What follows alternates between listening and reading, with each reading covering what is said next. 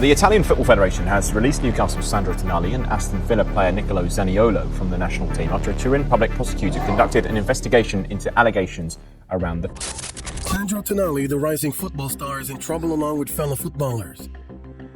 His budding career might end, or at least the crimes he has committed, if proven in probe, will overshadow his career and might put a full stop, and the coming times will only get tough for him. Tonali was recently caught in the whirlwind of a gambling scandal. Tonali and Zaniolo were included in the Italian national team squad for Euro 2024 qualifiers. But we start with the big breaking news in the last hour or so, and Newcastle United midfielder Sandro Tonali has been handed a 10-month ban from all football by Italian prosecutors for breaching betting regulations. Let's cross live now. But this very betting addiction has not only released them from international duty, but also might get them in jail for at least 3 years and a worldwide ban to playing football that will overcast shadows on their careers.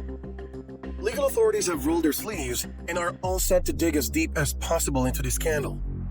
Italian Prosecutor Office and Italian Football Federation are up for legal activities. The phones and devices of players have been confiscated and they have been placed into separate camps. Cooperating with authorities might get them some relief from bans, but there is even darker news about this Italian betting scandal. This would just not stop here.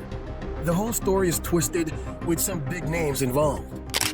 Roll up yourself, hit like, and smash the subscribe button. The show has just started and there's much more about this $1 million scandal. So, not only Tonali and Zaniolo, but more than 40 players are suspected of being involved in this gross betting scandal that has rocked Italian football. The legal team of Tonali is prepared for all that might happen.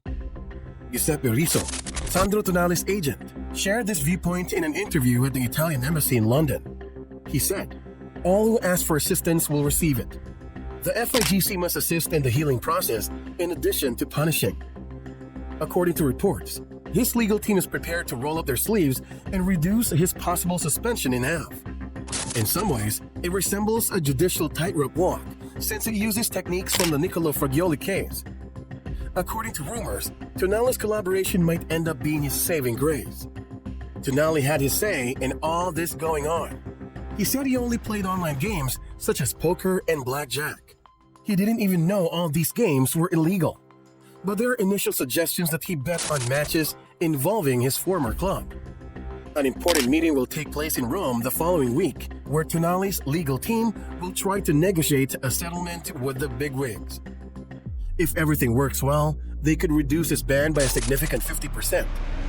It's a tactic that's been used before in Fagioli's case, who has also been a gambling addict, avoided a severe 7-month suspension by following the same script. Tonali now is acting like a good guy and is fully engaging in helping with the investigation and will continue to cooperate with all legal authorities. On the other hand, Tonali and his family will continue to receive the club's full support. Tonali is struggling with a gambling addiction while also dealing with legal issues. The youngster recently made a cameo on Newcastle's victory over Crystal Palace despite the turmoil. The coach, Eddie Howe, emphasizing Tonali's mental health, is firmly in his corner and said, "Let's wait and see." But yes, I think the hardest part is ahead, regardless of what happens. Immediately, you get a lot of attention and people are talking about the situation. Howe said after his side's win. The twist is that Tonali took a risk by betting on his favorite team, AC Milan, whereas Fagioli chose to play it safe by turning himself in right away. It appears that his legal team will have their job cut out for them. Fagioli admitted to amassing debts and being threatened by the owners of illegal betting platforms to whom he owed money. Fagioli explained that he began gambling because he had a lot of free time. "We trained in the morning, and I gambled in the afternoon to kill boredom and experience the thrill," he said. He also revealed that Newcastle midfielder Tonali had recommended an app for placing illegal bets to him. Fagioli said it happened in 2021, while they were on international duty with Italy U21. "I watched Tonali play and asked him what he was doing," said Fagioli. During the interrogation, Fagioli referred to Tonali as a close friend. Complicating matters further, Newcastle's recent acquisition of Tonali for a substantial fee has stretched the club's financial limits, leaving them with limited flexibility for future investments. Tonali's absence from the pitch poses an additional challenge, as the club faces the prospect of finding a suitable replacement within the confines of financial fair play regulations. In the wake of Tonali's revelations, the player's agent, Beppe Rizzo, has underscored Tonali's resolve to confront the challenges he faces, highlighting his resilience and tenacity in the face of adversity.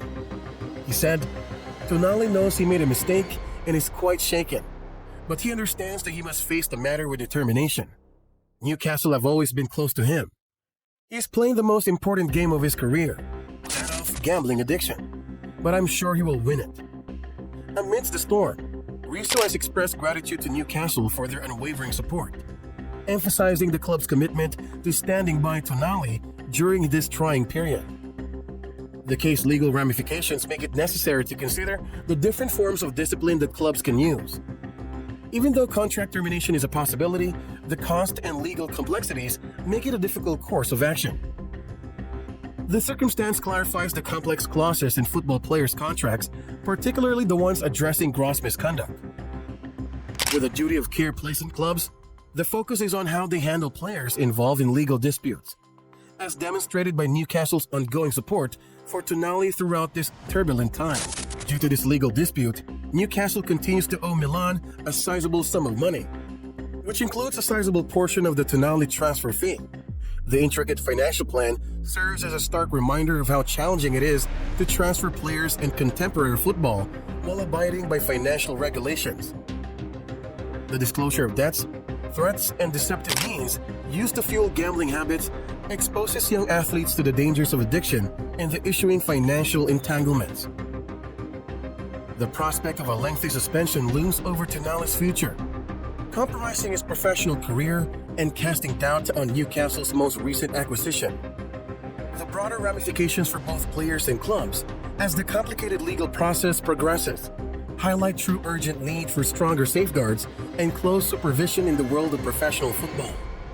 As the spotlight intensifies on Tonali's future, the question remains, what stance will Newcastle take in response to these revelations? Will the club choose to stand by their player and provide the necessary support during this challenging chapter? Or will they be compelled to consider more drastic measures, such as terminating Tonali's contract?